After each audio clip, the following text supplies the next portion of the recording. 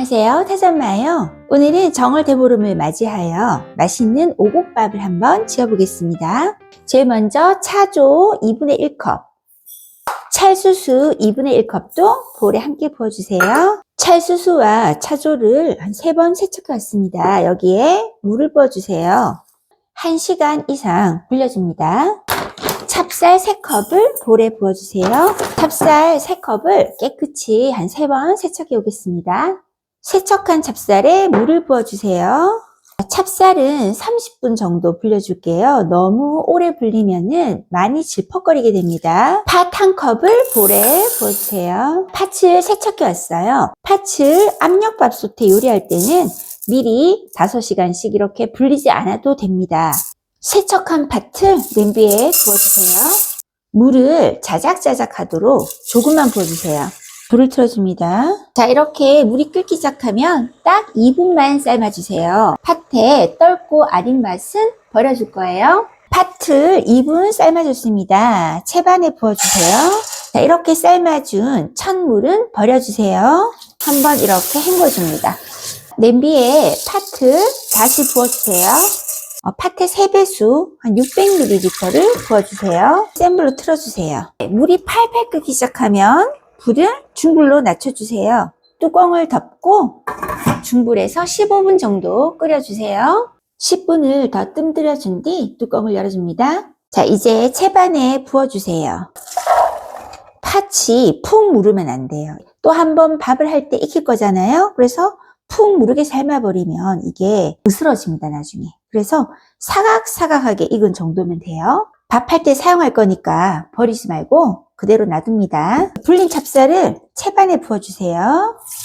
물기를 다 빼지 않으면 좀 질어질 수 있어요. 물기를 완전히 빼주세요. 찰수수와 찰조도 1시간 남짓 불려줬습니다. 저는 1시간 반 정도 불려줬어요. 이렇게 가는 채반에 걸러주세요. 채반에 부어줍니다. 물기를 다 빼주세요. 깜밤 15개 넣어줄게요. 깜밤을 한 2, 3등분으로 잘라줄게요.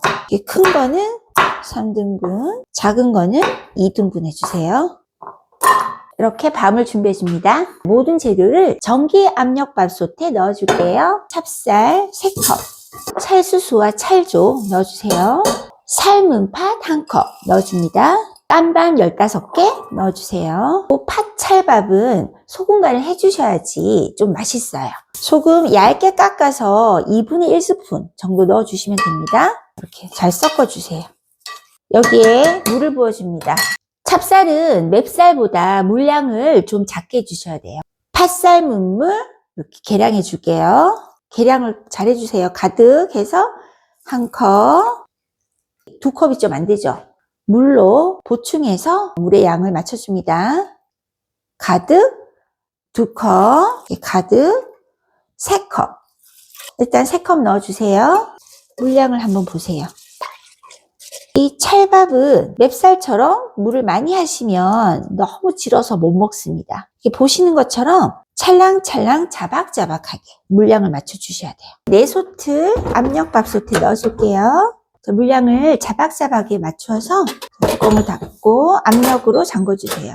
작곡으로 하셔도 되고 일반 백미로 하셔도 됩니다. 저는 일반 백미 압력 취사를 눌러줄게요. 밥이 다 되었어요. 압력을 풀어줍니다. 자, 뚜껑을 열어볼게요. 밥이 잘 되었어요. 세로 방향으로 휘적하면서 섞어주세요. 이렇게 고슬고슬하게 맛있게 잘 지어졌어요. 한 김 식혀주시고 저어주셔야지 찹쌀이 으깨지지 않아요. 자, 이렇게 완성입니다. 냉동밥을 주로 해먹거든요. 뜨거울 때 바로 담아주세요. 그렇게 뚜껑을 꽉 덮어주시면 수증기를 바로 가둬줄 수 있습니다. 수증기를 가둬둔 상태로 한 김 식으면 이대로 냉동실에 넣어두세요. 그래서 렌지에 한 공기당 한 3분 30초에서 40초 정도 돌려주시면 갓 지은 밥처럼 그렇게 맛있게 드실 수 있어요. 고슬고슬하게 지어졌거든요. 진밥을 좋아하시는 분은 찹쌀을 조금 더 불리시고 물도 조금 더 추가하시면 약간 진밥이 돼요. 시청해 주셔서 감사합니다.